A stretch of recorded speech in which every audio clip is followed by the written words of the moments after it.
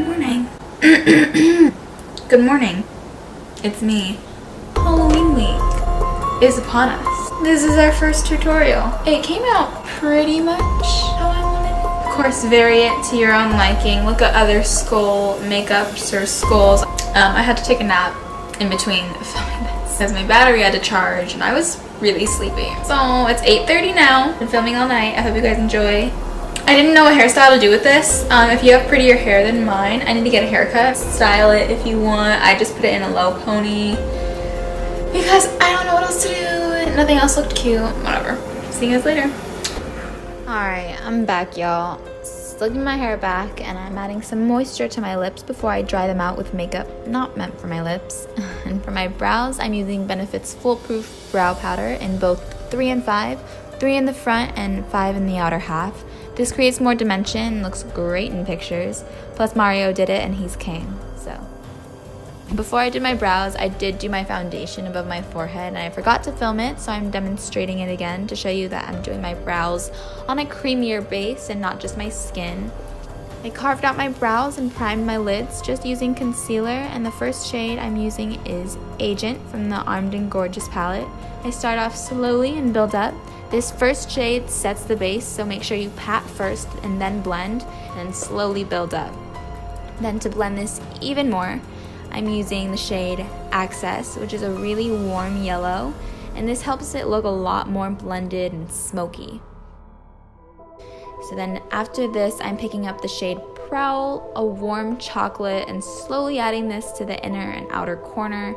You guys can put me on mute and watch this a million times if you have to, but each shade took me about 15 minutes to blend out, so don't be fooled. Take your time. I always start off with a smaller brush, and I always start low on the lid and then work my way up. And I'll list all the brushes I'm using in the description below by order of use in the video if you guys need some brushes to start you off. But I'm using Smooth Criminal to blend it out more and create a really pretty gradient. Now for the darkest shade, I'll be using Temptress, doing the same thing I did before with the brown, but extending it outwards more, and instead of winging it out, I'm bringing it straight out from the corner of my eye, so out, not up. And something important I want to mention if you are using these specific palettes is that because the shadows have so much pigment, they're a little more oily, and if you blend too hard, the bristles of the brush will almost tear through the shadow. So you want to be gentle and sometimes even blend like you're petting the shadow with the brush.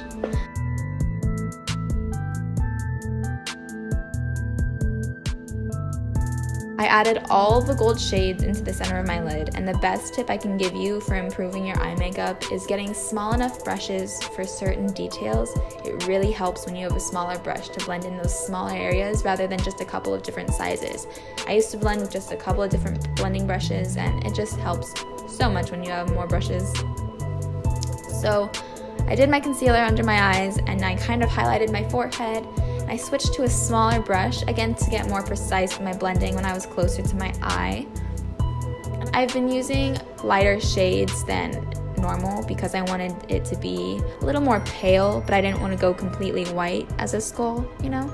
Then I set my under eyes with a white powder. This is the Ben Nye. It's just straight white loose powder. And make sure you pat and not blend. You can see when I do the left side of my face that I swipe and the powder grabs onto the cream too much and I had to blend it out. So I did the same steps to the bottom of my eyes as I did to the top. But as for the browns, I just used the shade Shhh to blend out the black, and I brought that down further to help create that grunge effect, but I was really going for a sunken eye look. So I added all the glitters onto the gold shadow, top and bottom. I used NYX's Gold Glitter with a glitter primer, of course, Fenty's Island Bling Duo, and some reflective glitter hexagon things from Michaels. And as for the skull, I did speed it up because there's lots of skull tutorials and lots of better ones than this. But the best thing I can tell you is reference lots of pictures, don't worry about messing up, and as long as you're drawing on that sticky foundation and you haven't set it, you can just wipe it away and start again. Utilize your fingers, some Q-tips, and to blend out the black, I used the shade Shhh again. It's a really nice cool tone, light medium brown. That's not way too cool. It's a perfect shadow shade. I also used this shade to sketch out the hollow areas of my cheeks, just to sketch out everything before I added black. And if you end up doing this, don't bring these dark holes as far as I did, or if you do, don't extend the teeth into them. You can see in my end product that there's nothing to actually support those outer teeth in those hollow areas. So realistically, it looks kind of stupid because the teeth are just there. So it doesn't look real. As for the teeth, I kind of blended lines upwards when I drew them, just to kind of, I don't know, I was referencing a skull, so referencing a real skull will be your best bet instead of me explaining it, so.